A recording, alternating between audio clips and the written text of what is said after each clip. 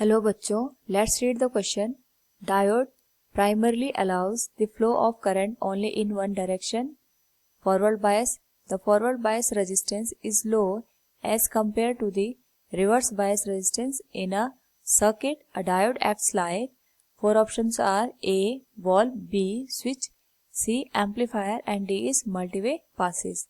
Now, first of all, we will use here the key concept, which is application of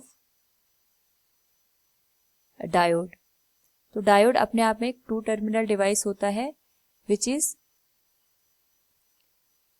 manufactured by the connection of P type and N type semiconductor. तो जब हम P और N type semiconductor को यहाँ पे एक दूसरे के साथ कनेक्ट करते हैं, उस पर्टिकुलर केस में यहाँ पे जो डिवाइस फॉर्म होती है उसे हम डायोड कहते हैं.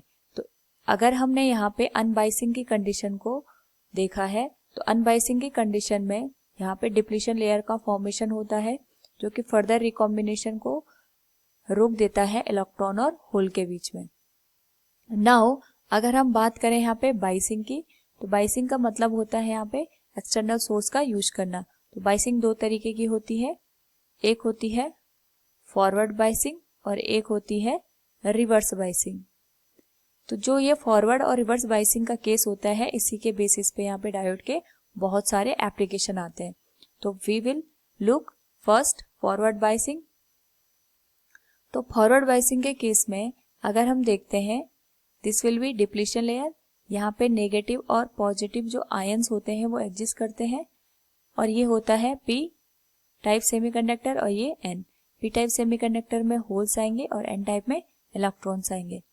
अगर हम इनका कनेक्शन यहाँ पे बैटरी के साथ कुछ इस तरीके से बना देते हैं कि जो पी टाइप सेमीकंडक्टर है that is connected to the positive terminal और जो एन टाइप सेमीकंडक्टर है that is connected to the negative terminal of a battery.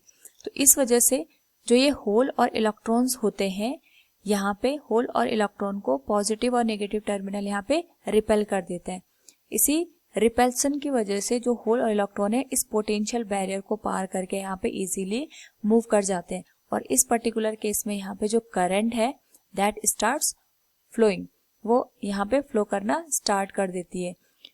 इस पर्टिकुलर केस में अगर हम आइडियल डायोड की बात करें तो आइडियल डायोड एक शॉर्ट सर्किट के जैसे काम करता है. हम इसको किसी सर्किट में अप्लाई कर सकते हैं. लाइक एक बैटरी हमने यूज करी, यहाँ पे एक रेजिस्टेंस लगा दिया और ये डायोड का सिंबल होता है, डायोड को हमने यूज किया.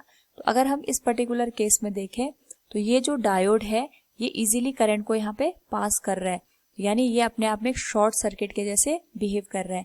इस पर्टिकुलर केस में हम ये कह सकते हैं जो डायोड है वो ऑन की कंडीशन में.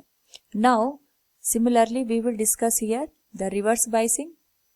तो रिवर्स बाइसिंग के केस में जो हम यहाँ पे पीएन जंक्शन यूज करते हैं it will look like this. ये आ गया P और ये आ गया N.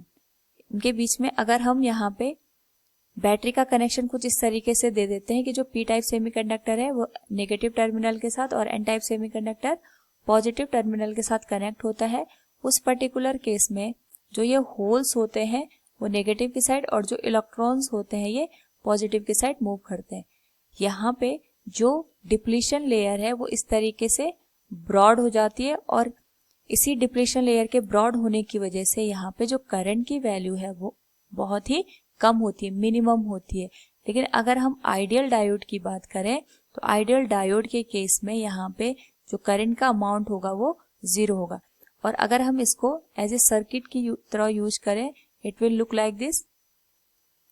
उस पर्टिकुलर केस में यहाँ पे करंट फ्लो होगी नहीं और जो डायोड है एज ए ऑफ की स्विच की तरह काम करेगा. यानी यहाँ पे अगर हम देखें जैसे स्विच ऑन करने पे करंट पास हो जाती है और ऑफ करने पे यहाँ पे करंट की वैल्यू 0 हो जाती है. डायोड भी सिमिलर यहाँ पे एक्ट कर रहा है. तो so from the given question diode primarily allows flow of current only in one direction.